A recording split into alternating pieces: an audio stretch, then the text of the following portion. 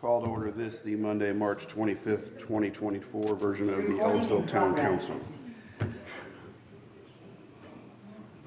Okay, so we'll start with prayer. Who's doing that tonight? John? Father, we ask that you be in our meeting tonight and grant us patience and wisdom, fathers, to deal with the town's business. And we ask that you bless the meeting in Jesus' name. Amen. Amen. Chief, pledge. Pledge allegiance to the flag of the United States of America and to the republic for which it stands, one nation, under God, indivisible, with liberty and justice for all. We'll get you a rubber mallet next time. One of those at home. When you're ready, roll call, please. Pamela Samples. Here. Scott Oldham. Here. William Ellis. Here. Trevor Sager. Here. Dan Swafford. Here. Approval of the minutes for the regular meeting, March 11th, 2024. So moved. Second. Motion is second. All those in favor say aye. Aye. Opposed? Action to pay accounts payable, vouchers, and payroll. So moved. Second. Motion is second. All those in favor say aye. Aye. Opposed? There's one resolution tonight on the sheet, which is Resolution 07-2024, to approve the purchase agreement with Palmer Trucks and a loan agreement with People's State Bank for the 2025 Kenworth Model T880. Kip, is this you or who is this? Well, I can start with the closing. We will be, if this resolution is approved, we'll be closing the loan on Wednesday, and the first part of the loan check will be cut. And Darla has provided all the information and documents needed to obtain the loan. I do have a correction.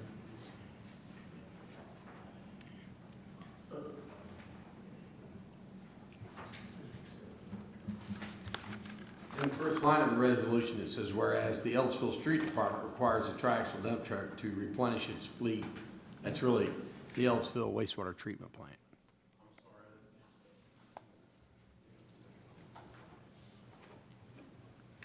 The majority of the use of that triaxle would be for hauling sludge from the wastewater treatment plant to the Sycamore Ridge landfill. Okay. Questions or comments from council? Are the payments then divided between the wastewater and highway or streets? That's a great question. I don't know how we set it up. It's mainly going to be wastewater because that's the primary use for that truck will be that. It will be used for a few other things, hauling sand every now and then, but its primary use will be for that. Our upcoming vehicles that we're getting ready to purchase will be motor vehicle, highway, and utilities as well. That way with them other In ones. fact, So it'll be paid for out of the equipment replacement account that both Ellettsville and Eastern pay into, because that's what it's for. The original truck that we're replacing was purchased originally from the equipment replacement account, so. And just for, we plan on buying another vehicle not unlike this, and probably a single axle dump truck, so we have some more purchases that will be Department of Public Work Yes. purchases. correct. And we don't have enough in there to just purchase this outright without having to finance it?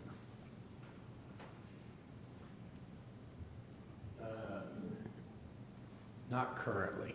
Okay. I mean, I think at this point, we're about to complete the UV structure, and we got some other items, so we thought it'd be wise to get a loan on it, and hopefully we can pay it off sooner than later. That will be the same case with the other ones as well, because we're going to be able to get more bang for our buck, I guess you'd say, by financing, because if we were to tie up everything on one piece of equipment, then we wouldn't be able to keep going like we are right now. So, but the overall is to pay these off earlier than hopefully possible. Once we get stabilized, I hope that we're not in position to finance, because it does cost extra money. Oh, totally understand. We understand, but we were not planning on replacing it this year. I mean, the truck we have, which is only 12 years old, is a complete failure. I think we need to halt things for just a moment. We haven't. The Wi-Fi's down. Okay. We do have Smithville coming because this has been an ongoing issue that we're working through with IT and Smithville, so they are aware of the problem. If we'll just make a note of about the time in the minutes, about the time that the Wi-Fi cut out and why we terminated the broadcasting, it's beyond our control. Okay, and apologize for that. Is there other questions from council concerning this resolution? Is there a movement from the council on the resolution as amended?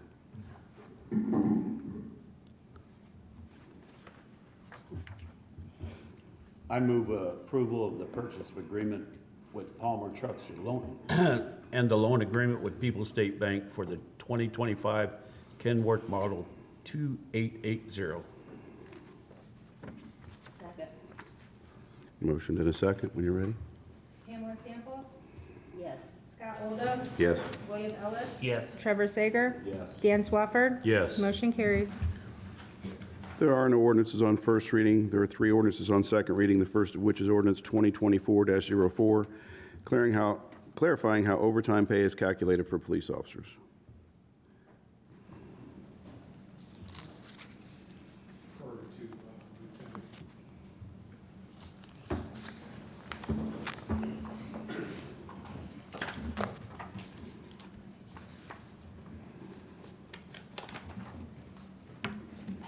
What is going on? Zach Michael, Police Department. This one was brought to you, I don't know, 2 or 3 meetings ago, I think, and still had some issues, so we went back. It's just cleaning up the 28-day to the 14-day, because we're on a 14-day timesheet now. So it's mostly just cleaning up that language, changing us to a 14-day work period and the 165 hours to 86. We also added a section in there for the 40-hour police employees that includes 80 hours in a 14-day work period. Okay, are there questions from council on this? If I can ask Deputy Chief, are you in agreement with this plan as it is? Absolutely. Okay.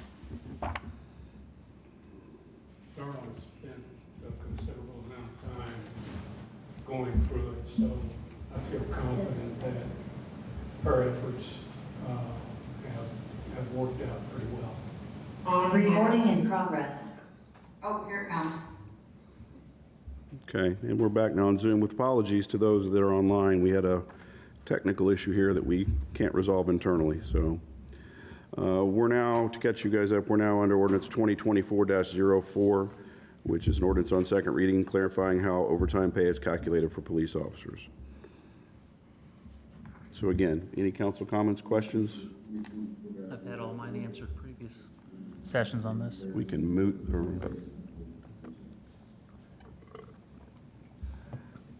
Okay. Is there any public comment on this ordinance? Seeing none, back to the council for action. I move to approve ordinance 2024-04, clarifying how overtime pay is calculated for police officers. Second. Motion a second, when you're ready. Pamela Samples? Yes. Scott Oldham? Yes. William Ellis? Yes. Trevor Sager? Yes. Dan Swafford? Yes. Motion carries. The next ordinance is ordinance 2024-07 to amend multiple sections of the police personnel policy.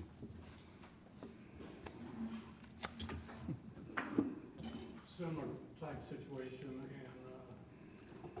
and Darla has spent considerable time on this as well, so I feel very confident that the wording is correct at this point.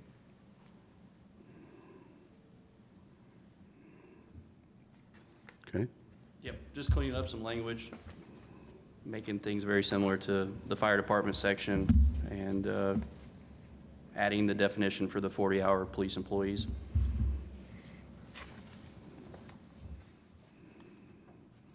Okay. Questions from council? So really, the only thing changed on there was the lunch hour, or is there more in there? There's some stuff in the definitions section. It's mostly just cleaning up the language and fixing a couple of things. I think overtime starts at 86 hours instead of 85.5.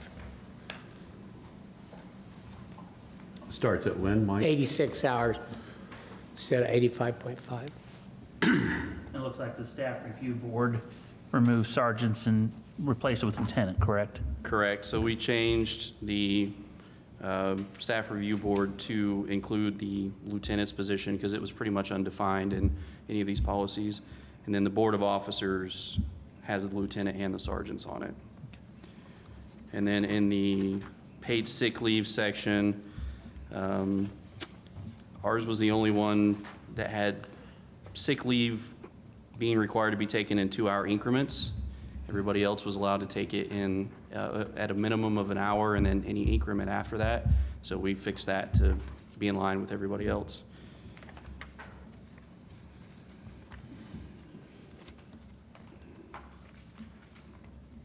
Quick question, if I can. In here, you have the shifts as defined. Do you want to leave them that way, or would you prefer to word it as defined by the marshal or his designee, rather than laying this out and then later having to change them around? I think my preference would be to have it defined by the marshal, but the way things are right now, once again, I feel very comfortable with the way the schedule works out right now. I don't and would not anticipate there being any change. Would you object to the wording being inserted, or as defined by the marshal or his designee? No, do not object to that. Counsel, would you have issues with that? I would have none. Did you catch that? Just in top of where it talks about shifts at the very end of the paragraph, or as defined by the marshal or his designee based upon the needs of the department.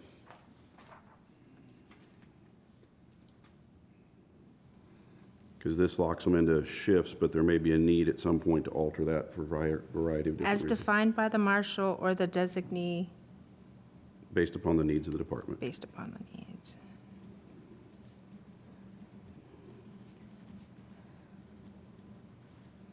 Okay. Further questions from council? Comments from the public on this ordinance? And back to the council for action on the ordinance as amended. I'll make a motion to approve ordinance 2024-08 as amended, to amend the, check that for the record. I'll make a motion to approve ordinance 2024-07 as amended, to amend multiple sections of the police personnel policy. Second. Motion is second, when you're ready. Pamela Samples? Yes. Scott Oldham? Yes. William Ellis? Yes. Trevor Sager? Yes. Dan Swafford? Yes. Motion carries. Next ordinance is ordinance 2024-08 to amend the fire personnel policy to clarify the town's policy on supervision of relatives. This just clarifies a flow, whether it be up the chain of command or down, should a volunteer, part-timer, or full-timer be related to an officer within the department. Rather than just using the straight-up chain of command, it allows the provision to go around the relative to the next person up. Okay. Questions from council? Questions or comments from the public? Step up, please. Just a reminder, limit is 3 minutes.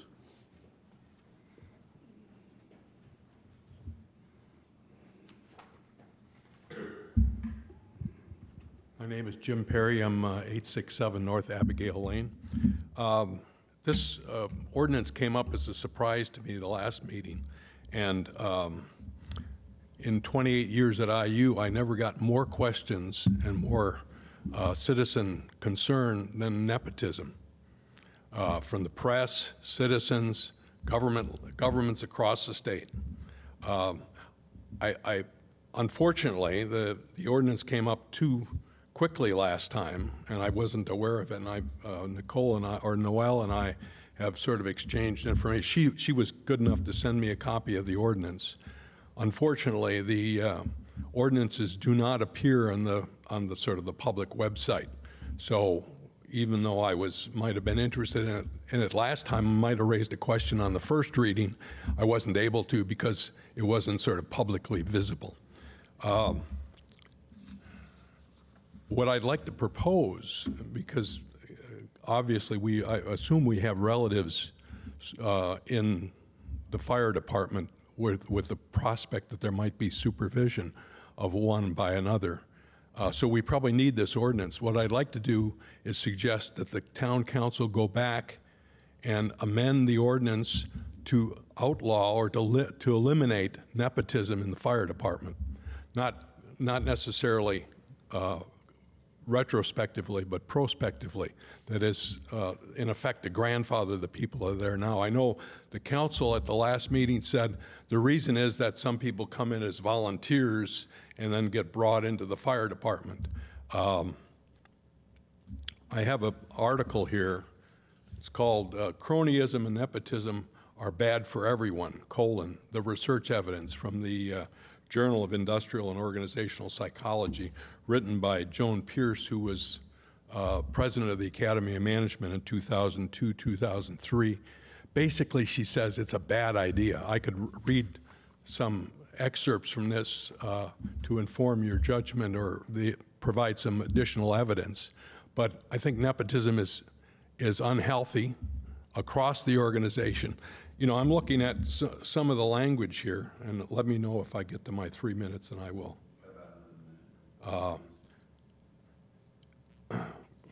You know, one of the things that struck me in the language was, this is section 1C. It says, in the event the new member is a relative of the chief, the new member's departmental chain shall run to and end with next officer in the chain of command in the department who is not a relative, and who shall not report to the chief for any matter relating to the new member. Now, the reason that that's problematic, as Pierce summarizes in this article in Industrial and Organizational Psychology, nepotism places loyalty and obligations to one's family over obligations to one's employer. Nepotism is damaging because any claims that family members must take precedence over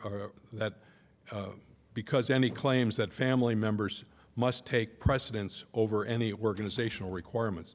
She summarizes the evidence here. It says, I've reported on how organizing on the basis of personnel relationships undermine the perception that rewards are based on performance and generated employee reports of more cheating, greater coworker distrust, greater employee dissatisfaction, less employee commitment, greater employee fearfulness, and employee obsequiousness towards supervisors in an effort to become a favorite. So what I'm proposing is that we go back and modify the ordinance governing nepotism in the fire. The state law, and your counsel is not here today, the state law permits you to pursue more restrictive or constraining rules, and had we pursued that originally, yeah, okay. Other public comment? And back to the council for questions, comments, or action. Kevin and Chris, I mean, what do you think of, you know, drawing a line here and just grandfathering people in? Well, obviously, it's up to you guys, but the way the fire service works, much like the police department, is anytime there's a promotion, things like that, it's a board of officers. It's not a single person. If it pertaining to discipline action or anything, same thing, the board of officers decide it, not just one. And then if it's over a certain level of discipline, it comes to the Board of Public Safety, which is the town council. So I don't see that any of those are a concern. So we have the town council kind of as the check and balance. Correct. And with raises, back to promotions, anything like that, there again, the council's the one that has the final say on the raises. It's not a fire chief or another ranking officer within the department. Darla, do you have anything you want to chime in on this? suggested or stated at the earlier meeting, I had sent around an email on the municipal lawyers listserv, kind of explaining the problem and asking what other municipalities did. And this ordinance is pretty close to what the city of Plainfield has. So, I mean, your choices are to never hire anybody who could possibly be related to anybody in Ellettsville ever.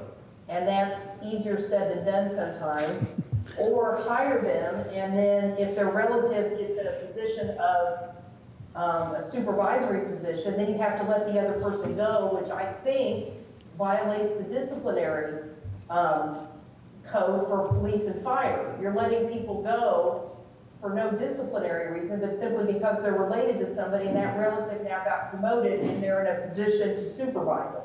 So I'm not sure there's a real good answer, but the fact that the city of Plainfield does this, I think with some help, it shows me that somebody else is having the same problem and this is how they decided to address it. So I understand the speaker's concerns. I don't know that there's an easy answer, but like I said, your other choice is to never hire anybody as a volunteer or a reserve who's related to anybody in the department on the theory that, gee, one day my relative could be supervising me. And I'm not sure that's practical. So I don't know what else to tell you, but this is what we came up with. So I'm happy to take a look at it again. I don't know that my answer is going to be any different a couple weeks from now, but if you want me to take another look at it, I'll be happy to do that. That it? Yeah, thank you, Darla. I just wanted to see if you had any more input. Well, let me throw one other thing in there for you. While you could do that for blood relatives, what would you wind up doing for marriages? If, say, the chief, deputy chief, one of the ranking officers' son or daughter becomes married to another firefighter, now we have that issue all over again that we just simply can't prevent. I think this strikes a balance that's allowable under the law because, again, there's all sorts of sequences here that could or couldn't happen. And what we're doing essentially, if we go one way, is telling some people you got to quit if they get promoted, or basically telling them you'll never get promoted. Right, and, I don't see that feasible either. Right. I mean, I agree. I do think, though, there is something in the law about marriage, though. Am I correct on that, Darla, or do you know? There is, and unfortunately I don't have the statute in front of me, but I don't think you can hire, you can hire cousins, which I think is kind of strange. I don't think you can hire son-in-laws or daughter-in-laws. No, I'm talking about after the fact. If they were on the department and then decide to marry. Yeah, I don't, the state nepotism statute doesn't address what happens if people get married after they join the force. So it just addresses what happens if they're married at the time they're hired and you're not supposed to hire them. It doesn't say what happens if they get married after the hire date. Right, and you can't terminate them because it's not disciplinary. Yeah, I think that's an issue. Right. I think that would be a problem. So, from the council, what's the pleasure?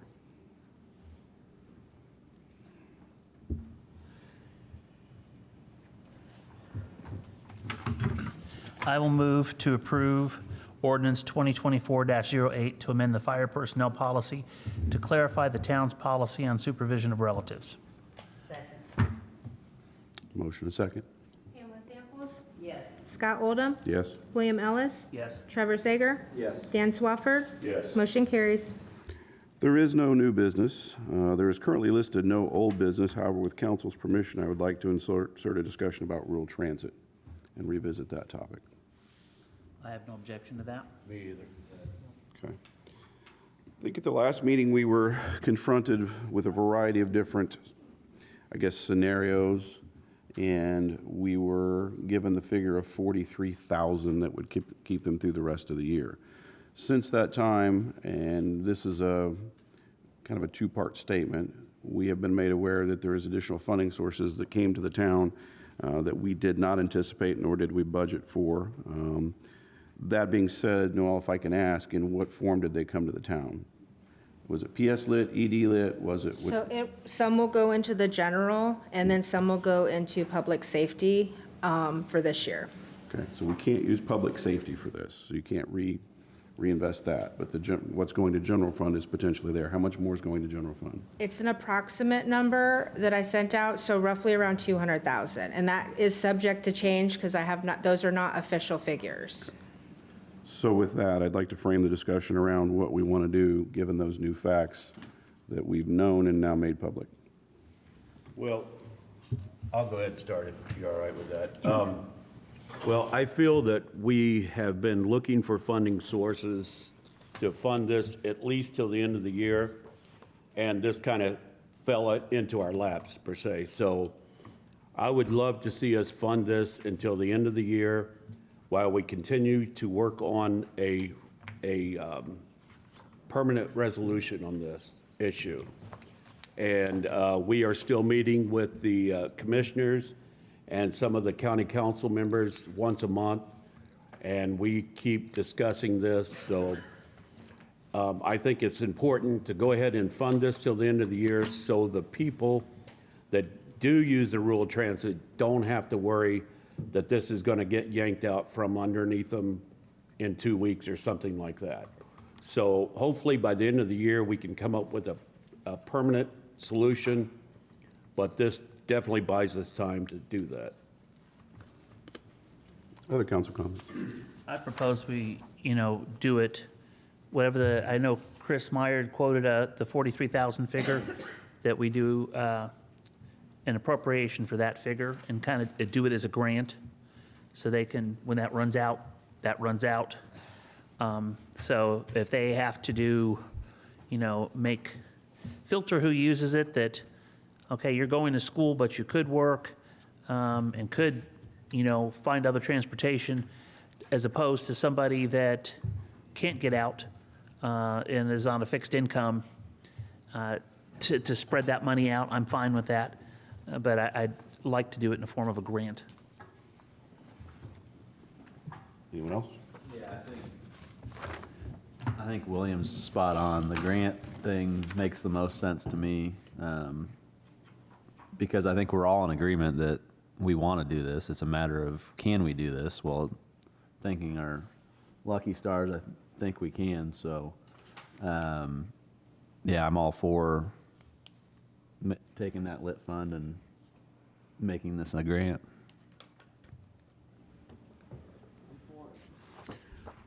I think in this regard, if a motion was entertained by council for a block grant for $43,000, I could be supportive of that coming out of the general fund, because we can't use what's going into lit because it's restricted in its availability based upon the public safety dollars. That said, I think we need to be completely forthright that this is not a new line item within the budget. The town simply cannot afford to run, nor can it afford to fund a transit system that we have never agreed or had before. I think it's very valuable. I'd make no mistake about that, and very much needed, but this is not something that's ever been on our plate, nor could it be on our plate at this point if we expect the town to grow and continue moving forward. There are simply too many other needs vying for those dollars that we already heavily invested in and need to continue to invest in. So with that said, is there any type of motion or any type of action from council? Darla, would we just amend what we normally had, or would this need to be a new resolution?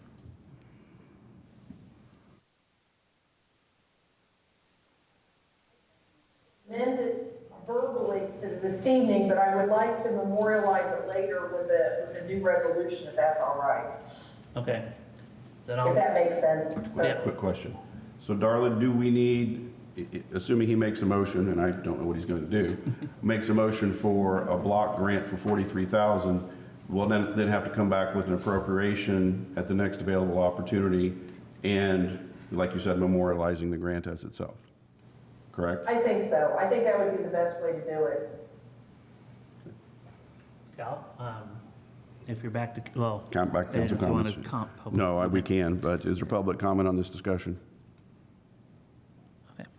All right, then I'll make a motion that we amend our previous resolution. I don't have the number, but the one regarding funding rural transit, to add another $43,000 to that as a block grant, which will hopefully fund till the end of the year.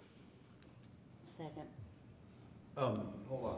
You said hopefully fund. Is this gonna fund it or not? Exactly what I was gonna say. Well, that's the number that she Because- gives us. Okay, well, I just wanna make sure that come October, they're not gonna bill us for another 20 grand. Is it No, that's why 43,000? it's a block grant that, and that's why I said they may have to do some means testing, they may have to do some, you know, that, not just open to everybody, but they'll have that money, and I'm sure Chris is capable enough of making sure that those that need it have it till the end of the year. So just to clarify for everybody, I think, and for myself, the money that we've already appropriated continues. This is an additional $43,000 on top of that as a block grant. If I can make a suggestion, perhaps we need to separate the previous motion with this new motion. So let the other one ride out, because we took the time limit off that, let it expire. And if I could suggest, make a new motion for a new ordinance, or however they would prefer to do it, of $43,000 as a block grant for them to use with no exclusions. Then I'll amend my motion and propose a new ordinance for, to fund rural transit with a block grant for $43,000 with the intention that that would complete funding for the end of the year. Actually, is Chris on Zoom? Yes. I am, yes. If it pleases the council, I would like to clarify to make sure that this money would cover us till the end of the year, to your best knowledge. Yes, the way I presented it at our last meeting a couple weeks ago is based on January and February trip averages, which is about 260 trips per month. And if that average continues, then that's the estimation for the additional 43,000. Now, obviously, just like William said, I mean, if it looks like we've got a big spike, you know, in June or something, and we need to find a way to filter and limit certain trips to make sure that that stretches to the end of the year, then we certainly will do that. And to be fair, they've billed us $11,452. We still have a balance of $21,547 currently, so. Okay. I apologize, council.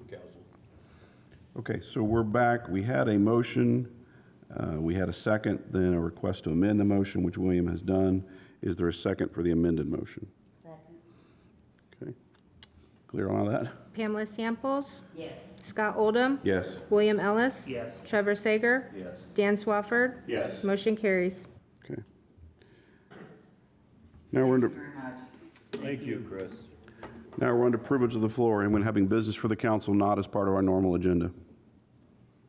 Commissioner Thomas. She not coming forward. Seeing no comments, now we're on to supervisor comments. I'll start. I sent out an email to the board and I think department heads about scheduling a work session. Talk about utilization of maybe creating a TIF streak. Probably I'll go into several different revenue streams that are available to the town and see what kind of tools we want to make available to ourselves as we grow. I think in light of what we just talked about and the fact that we have more needs than we have money, which I guess everybody does, but we're going through growing pains, and I think we have lists upon lists of capital projects that need to be covered, as well as personnel needs. We need to talk about our future. We're looking at a couple fire stations to be built. We have transportation needs that involve the west side of our town. So we really need to have that work session and figure out, you know, what we're going to do moving forward. We have a village that's about to be built or start to be built on the west side. And I think we ought to talk about this sooner or later so we can kind of stay ahead of everything. Baker Tilly's willing to come down, answer questions, lead us through the talk we've already had once with them, explain how impact fees work. We've brought up wheel tax before, TIFs, something I barely know enough about to talk about it. I've got about 430 pages to read about it. And so, anyway, I think we all need to be on the same page and go through a learning process and talk about what everybody's priorities are. Some of them are thrust upon us, and some of them, are things we want to do. So let's schedule a meeting. Up till now, we haven't decided. We have our next meeting is going to be complicated by the fact it's on the April 8th. So obviously, we're not having a meeting that night. It's on the 9th, with that Tuesday. Well, we talked about moving it to the 9th, but I think one of the board members has mentioned they think there may be some residual problems going on that might complicate us having it then. I'd be glad to have it on the 9th, and we could probably keep a short agenda and have it right after the regular schedule. If I could make a request, because I know that the 9th is, I'm not going to be able to do anything with that date. Could we potentially do this after the meeting on the 22nd, or does that take too long, Mike? Well, the 22nd seems to be good for Baker Tilly, so yeah, that would be a really good idea. Do that after the meeting? I'm good with that. That way we're clear of all the Cliffs business and anything else, and we can concentrate fully on this after the regularly scheduled meeting. Okay, I think we're going to put it out in publication that it'll be at 7 o'clock or right after the regular scheduled meeting. And it's going to be a really important meeting, so I think that we're going to send out some invites to school board, chamber. Should we have this on CATS too? It'd be a work session, so. Yeah. I think It's up to you. Yeah, I think they've televised most of the work sessions. They usually don't. They don't? No. But they did last one. Okay, Yeah. whatever. However we need to go about that. Is that good for everybody? Perfect. Unless there's another eclipse that we don't know about that just sneaks in. All right, moving on, other supervisor comments. Chief? I don't have any. Is there any update on your plans? All good, Joe? I think we're good. Okay. Nothing. I just wanted to thank my colleagues Denise Line and Amber Wright, the town administrator, for really helping me when I was out of the office for my surgery, and the council for also being very understanding and working with me during that time. I really appreciate it. Thank you very much. Moving to council comments. Anyone? Seeing none, entertain a motion to adjourn? So moved.